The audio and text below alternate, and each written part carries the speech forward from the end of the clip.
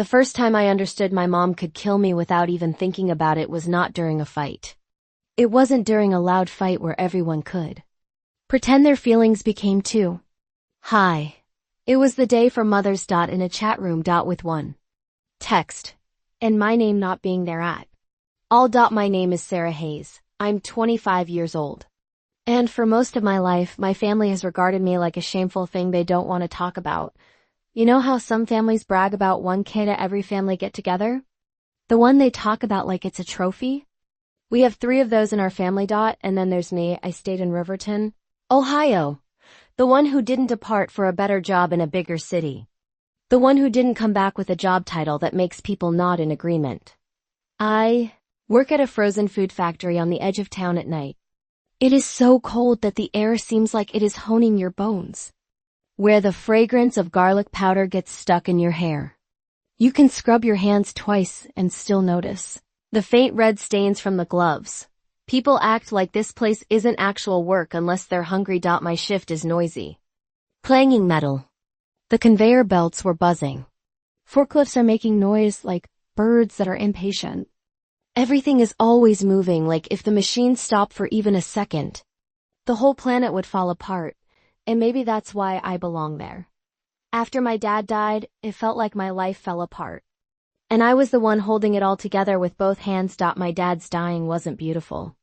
It wasn't like in a movie where you receive closure. There was just a phone call, a sudden disappearance, and a quiet house that didn't feel like home anymore. And after the funeral, when the casseroles stopped coming and friends stopped calling to check on you, the bills came, the mortgage came, reality came and perched on our chests like a big animal. My siblings were already halfway through their new lives. Mark was in medical school, buried in books and dreams. Emma's world was her own, artistic, polished, and continuously changing. Lily was the youngest, smart, and eager to go to law school. She was still being formed by what our mother claimed success looked like. And then there was me, the youngster who didn't have a good enough plan to keep us safe. So I got a job at the plant. I convinced myself at first that it would be transitory, just till we go back to normal. Just until my mom gets back on her feet. Just until things make sense. But time doesn't work that way. It gets longer. It slowly eats you up. I recall how it was my first week. When I walked into that freezing chamber, my lungs felt like they were closing up, as if I had breathed in winter itself. Putting on the steel-toed boots and fastening them excessively tightly because I needed to feel in charge. Putting my hair back and tucking it beneath a hat. Standing beneath fluorescent lights that made everyone look pale and worn, as if we were all living under the same storm cloud. I felt better after getting that first paycheck. It wasn't glamorous. Instagram wouldn't have liked this job. But I did pay a bill. Then one more. After that, I began working extra hours. Nights turned into mornings. When I got home, my clothes smelled like freezer burn, spice, and something metal. I'd sit on the edge of my bed with hurting hands and shoulders and remind myself, at least I'm doing something important. But my mom never saw it that way. She didn't believe that my steel toe boots were proof that I was keeping us afloat. They showed that I had failed. At first. She didn't say it directly. She did it with quick glances. Small breaks in the sound. The way her voice changed when people asked about me. She would lean into conversations about Mark, Emma, and Lily like they were the only parts of being a mother that mattered. The worst time for me before Mother's Day was at a family cookout a few years ago. I can still smell it when I think about it. Charcoal. Cheap perfume. Potato salad getting hot in the sun. People were laughing too loudly. Like they were trying to show how pleased they were. People I didn't know very well continued asking me the same questions adults ask when they want to know how much you are worth in one line. So, Sarah, what are you up to now? And my mom laughed. Not a nice laugh. my mom, not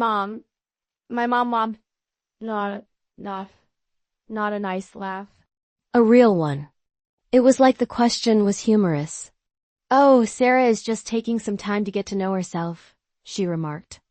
She's helping out a local place for now. Giving a hand. A local place. She couldn't even say factory. She made it sound like my job was a silly hobby. Like I was taking care of my own life. My face got hot. I opened my mouth to say, I'm working extra hours so we don't lose the house. But I could already feel the topic slipping away from me. People nodded as if they got it. Like I was only a phase. Like I wasn't important enough for the specifics. I didn't even mean to sound angry when I finally got my mom aside. I just wanted her to quit making up stories about me. Why did you say it that way? Please, I said gently. That look she gave me made me feel like I was 12 again. She snarled, You're making me look bad. Why can't you be more like your brothers and sisters? This job is making me feel bad. It felt like someone had hit me in the chest. Not because she was correct, but because part of me had been working on this the whole time, hoping she would see it. Hoping that she would be proud. And there she was, informing me that the thing that kept our house standing was something she wanted to keep secret. I ate it. That's what I always did. I swallowed my pride. I kept my rage inside. I swallowed the feeling of being invisible in my own family. I convinced myself it was just her sadness. Just stress. It's only a phase. She'd come around if I kept my head down. Then it was Mother's Day. In a small town way. Mother's Day in Riverton is strangely wonderful. Grass that has just been cut. People washing their cars in their driveways. Flower sections in grocery stores look like they got hit. Everyone is in a hurry to show how much they adore their moms in one afternoon. None of that is at the factory. It's just cold air. Garlic powder, metal, and time. That day, I was on break behind the loading dock, sitting on a crate that had been tipped over because all the seats were full. It wasn't warm outside, but it was warmer than the freezer. My fingers were already numb. I was going through my phone like I didn't care. I said to myself, it's okay if they don't text. It's only one day, but my body didn't. Believe me. My heart jumped like it always did when my screen lit. Up. Group chat for the Hayes family. I almost giggled at myself because my chest was so tight so quickly. Like, why do I still have hope? Why does my heart still do that? I opened it, and there it was, a long note. Written with care. Like a short press release that has been polished. Dinner for Mother's Day. Only kids who do well. Only Mark. Dr. Hayes, saving lives. Emma, our creative director, is making the world a more beautiful place. Lily, who will be a lawyer one day. I'm very proud of how well my kids are doing. Dinner is at 6:30. I can't wait to celebrate you. She put tags on them. Mark.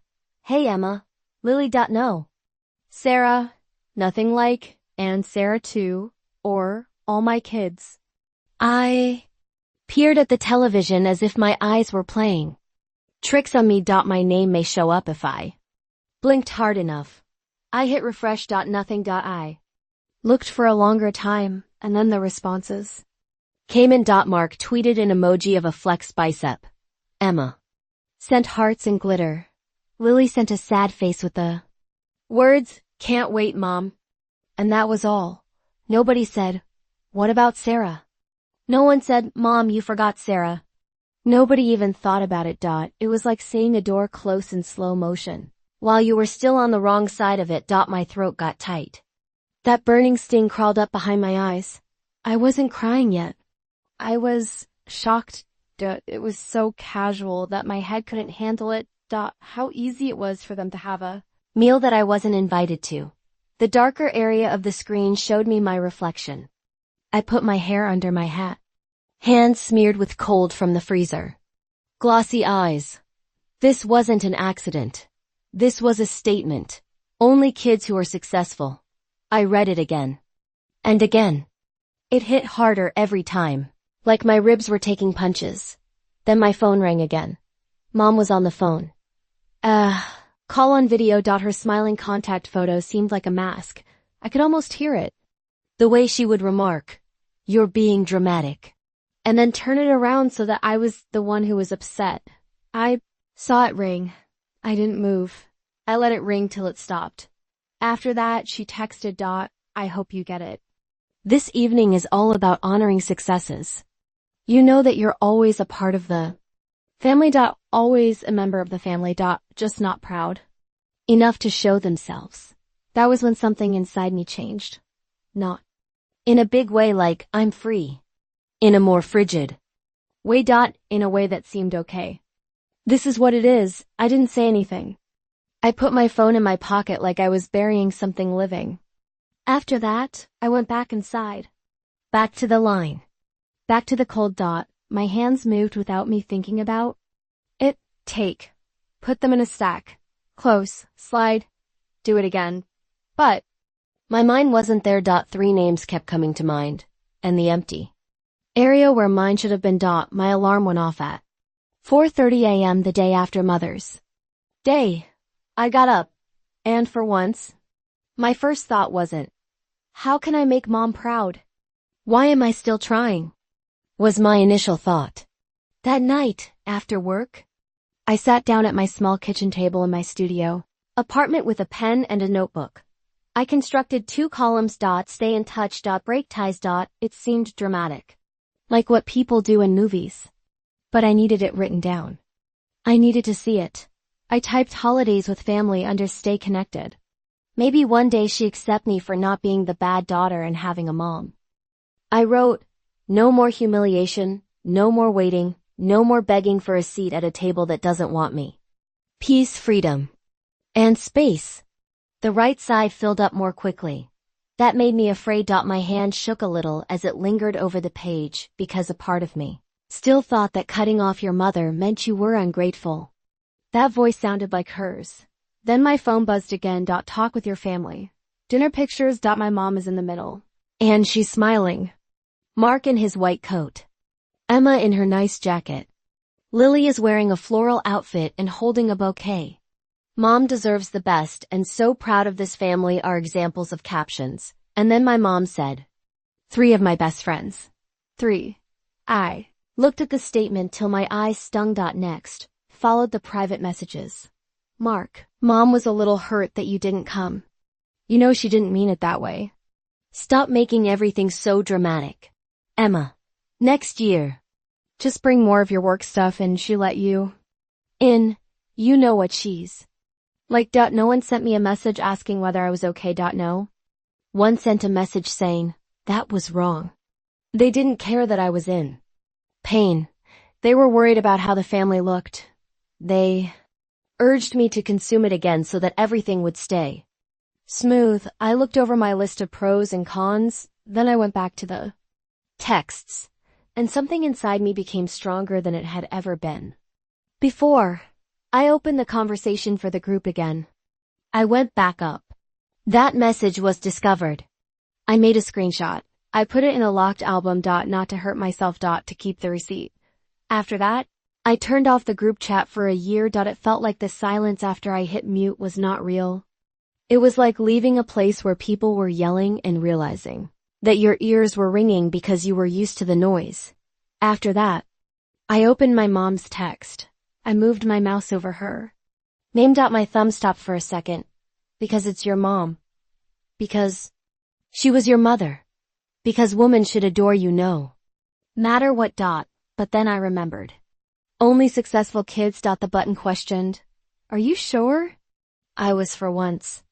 I put her on hold. I blocked Mark. I blocked Emma. I wasn't sure about Lily. My little sister. She was still learning. Still stuck in the don't make mom mad mode. I didn't block her. That night, my coworker and buddy Mia came over with food. She looked at my face and didn't even try to hide it. What happened? She asked in a soft voice. I moved the notebook across the table. She read both of the columns. Slowly, her eyes moved. Then she glanced up and added, you already know what to do. It was you who penned it. My voice was small. Would you cut off your family if they never saw how valuable you are? Mia didn't even blink. I'd cut off anyone who made me feel small on purpose. Blood doesn't mean that someone can crush you. I looked at the notepad again. As if I wanted permission to pick myself. Then I took the pen and scribbled in all caps at the bottom of the right column. I choose me. I woke up the next morning with puffy eyes and that strange feeling that comes after you've survived something and don't know what to do next. There was also something else. Though lightness because family wasn't automatic. For the first time it was a decision and I had finally done it. Things got quieter when the group chat was muted. And the numbers were blacklisted. Not empty. Just less noise. No continual reminders of parties I wasn't invited to. No jokes that are really jabs. No stress about waiting for permission. And in that silence I could hear my own thoughts again. I worked hard. This time I don't want to show my mom anything. To show me something. When my boss, Rachel Turner, told me that the company would pay for some of my technical course tuition, I didn't laugh it off as I usually do. I joined up. Classes at Riverton Technical College at night. Safety in the workplace. Better processes. Basic ideas in engineering. If my parents wanted to call me just a factory worker, that was great. I would be the kind of person who knew the line better than anyone else. Mia came to class with me. And we became the annoying people in the front row who asked questions and compared notes as if our life depended on it. We'd purchase coffee from the vending machine and joke about how we were too sleepy to be this ambitious. But something new was emerging behind the jokes, a pride that didn't need my mother's permission. One Tuesday night, as I was racing into the building with worksheets in my arms, I heard a voice I knew. Sarah? Little. Not sure. I stopped moving. I looked back. Lily stood next to the bulletin board, holding her backpack to her chest like a shield. A sloppy bun of hair. A hoodie from college. Her eyes were big, as if she didn't know if she was authorized to be there.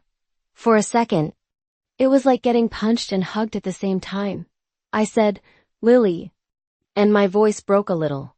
She said, I didn't know you were taking classes here. I swallowed. I didn't know you were either. There was a long, dense and uneasy silence between us. Then she said, Mom doesn't know I signed up for this. That made me stop. She peered around as if the corridor itself might tell on her. She thinks I'm just doing law school stuff, Lily said quietly. But I wanted to see what else was out there. A break in the ideal picture. We sat on a bench in the hall. Knees almost touching. The air smelt like old carpet and dry erase markers. Lily's voice got softer. I got the Mother's Day message. My stomach got tight. I wanted to say something, she replied, her eyes shining. But Mark told me not to make things worse. She looked down. I'm sorry, Sarah. Her apologies hurt more than anything my mom ever texted me. Because it meant Lily understood it was wrong. I told her, it wasn't your job to fix it. But part of me wished she had tried nonetheless. Lily twisted the strap of her bag, as if she wanted to rip it apart. She said, Mom's been acting strange since then. She acts like everything is fine. But she keeps talking about you in a bad way. I laughed once and it was sharp and bitter. So she's angry that I'm gone. Lily said, she's embarrassed. But she never say that. People at church keep wondering why you aren't there. She hates not having an answer that makes her appear nice. There it was. What will happen? Not emotional ones. Image ones. Lily stared at me closely. I miss you. And I sort of understand why you did it. My chest got constricted. I told her, you don't have to go through her cycle again. You can pick what you want, even if it's not bright enough for the group conversation. She nodded slowly, as if she needed to hear it out loud. Then she posed the question that was on everyone's mind. Are you ever going to come back? I looked at the floor in the hallway. I pondered about the table for dinner. 3 stars that shine. 1 kid erased. And I answered, right now, I need space more than I need a seat at that table. Before she departed, Lily squeezed my hand. I think what you're doing is brave. For what it's worth. My head was whirling as I walked into class. My mom's choice had set off a chain reaction that she couldn't stop. Her successful kids only. Dinner didn't simply cost me my attendance. It was starting to break the trust of the other people. And then something happened that made me understand I wasn't just getting by anymore. I was making things. It was a random Thursday when I got my promotion. Rachel pulled me into her office, shut the door, and said, "Sarah, you've been running circles around half the people here. I want you to be the line supervisor for the new frozen meals project. More money. More duty. You in?" I just looked at her. A year ago, the first thing that would have come to mind was, Mom is finally going to brag about me. This time, I thought to myself, I did this. I said yes, the new job was very demanding. Making plans, breakdowns, people getting mad, teams fighting. I had to stay cool even when I wanted to cry in the bathroom, but it offered me something I had never had before. Power. People came to me for help. They trusted me because we had fought together, not because I had a cool job title. Still, concerns crept in late at night. Even though it was prohibited, I would still hover over my mom's contact, or going crazy on social media when friends of friends wrote "proud of my kids" with 3 faces, and a missing 4th dot. It made my stomach feel bad. I opened my notes app and started typing one weekend after a spiral that made me hate myself. It was just fury at first. About how people look down on blue-collar jobs.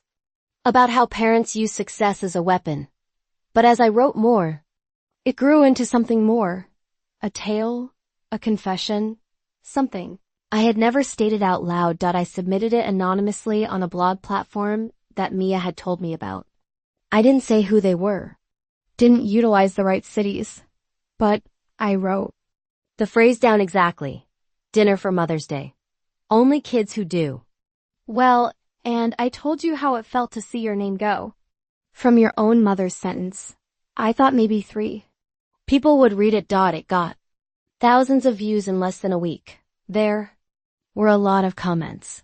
People who don't know each other saying, I thought I was the only one. People telling their own stories. How things work. Waiters and waitresses. People who chose unimpressive work and were punished for it. Validation from individuals who didn't know me hit me in a way that my mother never could. Then it went into my mom's world. A acquaintance from church told her about it. This broke my heart, the caption said. Parents, don't do this to your kids. Another person shared it with them. The story took place in the same circles as my mom, and she had no notion that she was the bad guy. Until she did, a few days later. I got a call from an unknown number. I let it go to voicemail. Later, when I listened, my mom's voice sounded tight and strained, as if she were trying not to worry. Sarah, it's your mom. This story has been circulating around on the internet. People keep sending it to me, claiming it seems familiar. I hope you're not doing something that makes our family appear terrible. We need to have a chat. Call me back. Not, are you okay? Not, did I hurt you? Just don't make us seem awful. I didn't call back. I kept the voicemail. Another receipt. Rachel called me aside one day at work. Just a random question, she said gently. I read this post about a person whose mom didn't let them go to a Mother's Day meal. The writer sounded a lot like you. My cheeks were hot. I answered, maybe? Rachel smiled gently. If it was you, it was strong. And anyone who can write like that and lead on the line? Hey, so you're going places. Don't let anyone tell you anything other. I printed the blog post that night. I made a list of pros and cons. I put them in a folder with the name. Proof that I'm not crazy. That's how this kind of family makes you feel.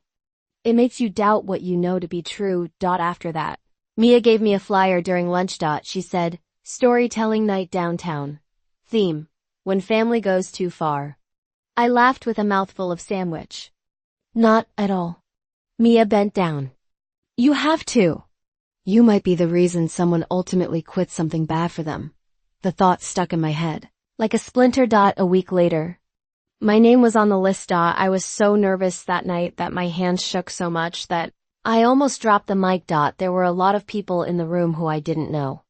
Some wore hoodies. Some are dressed in business casual. Some were already crying like they had been hit by someone else's narrative. I took a breath and spoke the sentence that made everyone stop talking. My mom said I was embarrassing for choosing factory work. A low voice spread through the gathering. Then I told them everything. The grill. The dodging. The message on Mother's Day. The precise words only kids who do well. I saw people flinch when I spoke it out loud. I told them I would block them. The blog. About the voicemail where my mom worried more about her reputation than my feelings. I stopped in the middle and posed the question that had once made me feel sick. Have you ever thought about how your family just loves you when it's convenient for them? People nodded their heads. People wiped their eyes. It felt like breathing fresh air after living underwater for the first time. People hugged me when I went off stage. Thanked me. Whispered their own stories to me like secrets they had kept for a long time. My phone buzzed when I was on the bus home. A bigger page had shared my blog post. A lot of people follow them. The successful kid's only mom is why so many of us are in therapy. The comments were a mess, but most of them were on the side of kids like me. I saw Lily's name buried in the thread. She said, sometimes the kids who do well are just the ones who know how to act. The others are just trying to stay alive. I felt proud and scared at the same time. Lily texted me later. I saw your speak about someone's story. You were the one, right?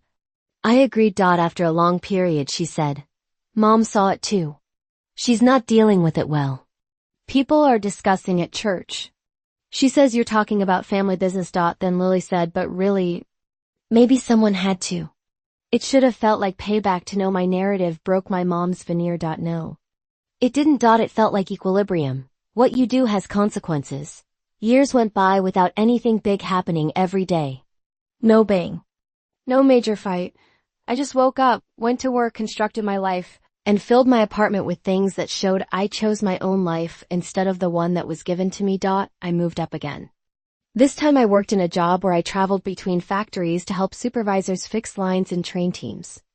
I had a broken business laptop, a luggage that was half packed, and a calendar that didn't have any family holidays on it anymore. My list of contacts got shorter. My universe got bigger. I also kept writing. People started to visit the blog on a regular basis. I wrote about limits, about feeling guilty, about pride in blue-collar work, about how it feels to love your parents from a distance even when you have to say no to them. There were times when I wrote about little things that my mom would have never respected, but that meant the world to me. For example, a new employee told me, "You're the first boss I've ever had who didn't talk down to me." That phrase meant more to me than any forced congrats from my old life. Lily would give me updates every now and then. My mom resented that the phrase successful kids only was now on the internet. She hated that she was a character in a story that she couldn't change. For a period she went to a different church. Then they headed back. She said that others were judging her. She never said, I hurt my daughter. Then things got harder. Health problems. High blood pressure. Stress. Bills piling up. The roof is leaking. The house needs repairs. Lily called one night in that voice that signified something significant. She said, Mom wants your number. I already understood why. Lily said, she's behind on her payments. Hospital bills are a lot. She heard that you're doing well now. Going on business trips. Maybe giving speeches at gatherings. She keeps insisting that Sarah would step up if she genuinely cared about family. There it was. Not, I miss you. Not, I'm sorry. Just, make it work. For a second, the old me came back. The one who is trained to save. The person who stayed when Dad died. The one who took on more shifts because she thought she should. Guilt is sly. It doesn't care how many times you've been injured. It simply cares that you know how to respond when someone says family. I took a deep breath and asked Lily, what do you think I should do? For a long time, Lily didn't say anything. Then she added, I believe you already did more than anyone else. When Dad died, you kept the lights on. You stayed when everyone else went. You bought items you couldn't afford. When she sent that Mother's Day text, Mom didn't count any of that. Then Lily said something that made me feel like a door was slowly closing in my thoughts. Results. I told Lily she could send Mom a message. But not my phone number. I told her, I hope she takes care of her health. Tell her she deserves help as a person. But don't let her think I'm her backup plan.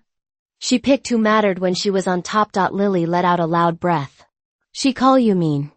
I added softly, she still has 3 kids. I didn't take everything she had. I just stopped giving her everything I had. A few weeks later, I got a parcel at my apartment. There is no return address. But the writing, I knew right away. From slips of authorization. Notes on sticky paper on the fridge. Cards for birthdays that always seemed a touch too formal. There was a small jewelry box inside that I had when I was a youngster. It has my initials on it. And a note. I opened it and felt sick to my stomach because I still wanted it to be different. I still wanted the miraculous line. I'm sorry. But she didn't write that. She stated, I know I wasn't a perfect mother. But you didn't understand a lot of what I tried to do. She said, I only wanted the best for you. You have hurt me deeply by making our private problems public. She wrote, then, people see me in a new way now. And close to the end. After all I've done for you, the least you could do is help me when I need it. That sentence looked like a challenge on the page. There was a moment when I would have given up. There was a time when I would have taken a pen and attempted to explain myself again. At one point, I would have sent money I didn't have just to be dubbed a good daughter. But this time, I put the letter down.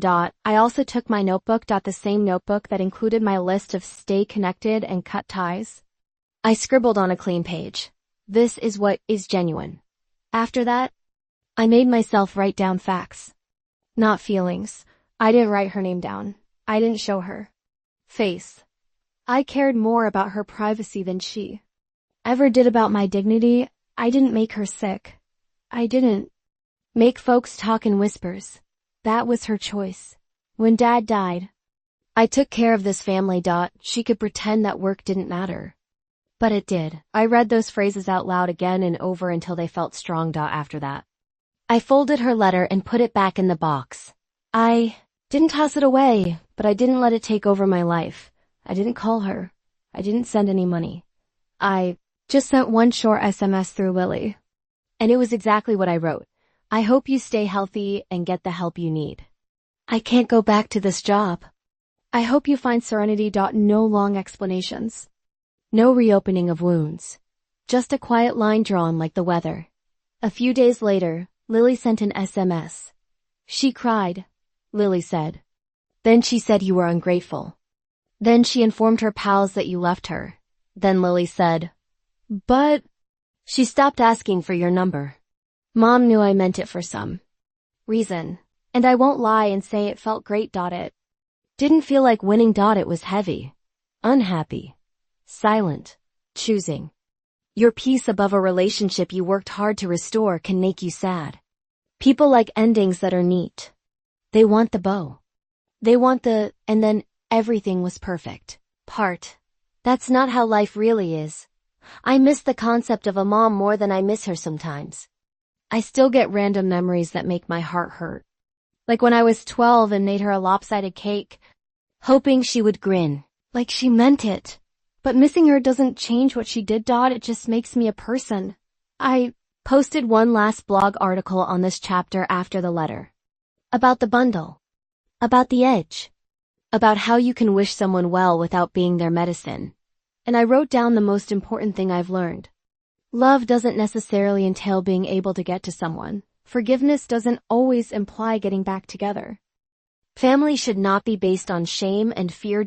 It should be based on respect and choice. That night, after I pushed publish, I went out on my small balcony and stared at the lights of the factory in the distance. That building, the same one where I read Successful Kids Only, and discovered I wasn't invited, had become the site where I proved to myself that I don't need her. Stamped to be successful. I still wear boots with steel toes. I still punch in. I still get grease under my nails. But I don't hear her voice in my brain every time I swipe my card. I can hear my own voice now.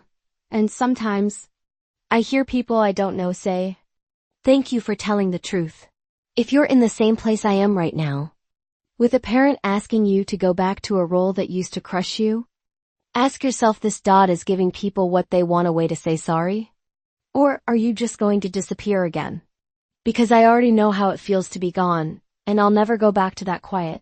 Not for anyone. Not even my mom.